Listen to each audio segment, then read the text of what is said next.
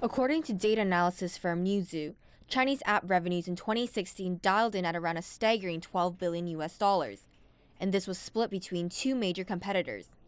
Android apps took just over half of the share with $7 billion worth of apps, while Apple's iOS made up the rest.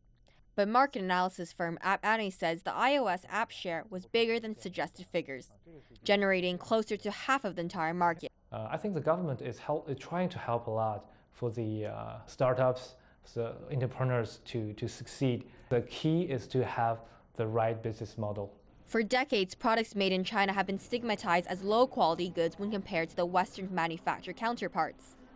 But today, the world has greater expectations for what comes out of China, especially when it comes to high-tech goods.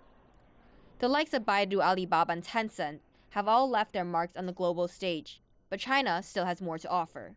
I think the technology is no longer a hinder to the mobile internet. The average Chinese person uses almost 40 apps per month, far ahead of the international average.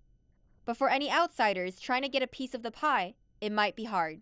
If you are an international app, you wanted to come to China market, you have to develop a totally different SDKs. But you have to find those unique edges that nobody else have been thought about. This morning I woke up and checked my email on NetEase and then ordered my breakfast on Baidu Waimai.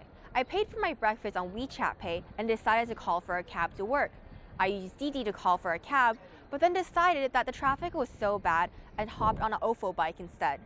Now the Chinese app market is offering a variety of products and literally allowing us to do anything on our phones.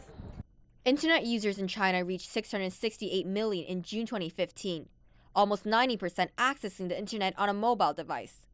In other words, the number of internet users in China is more than twice the population of the United States.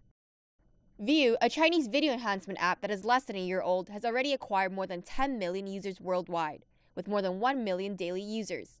Being voted a top app on the Apple App Store in South Korea, Chinese mainland, and Taiwan. The co-founder says going global was not that hard as our app is universal in its usage. Trend is media type, from the text, the pictures, the voice, and now we are going to videos or maybe the AR, VR. So I think our app is just on the trend. Whether it's Chinese apps going global or international apps going local, Chinese apps in the app market have undoubtedly earned their way up to the top, making up almost 1/3 of global app revenues, and it may well keep on growing.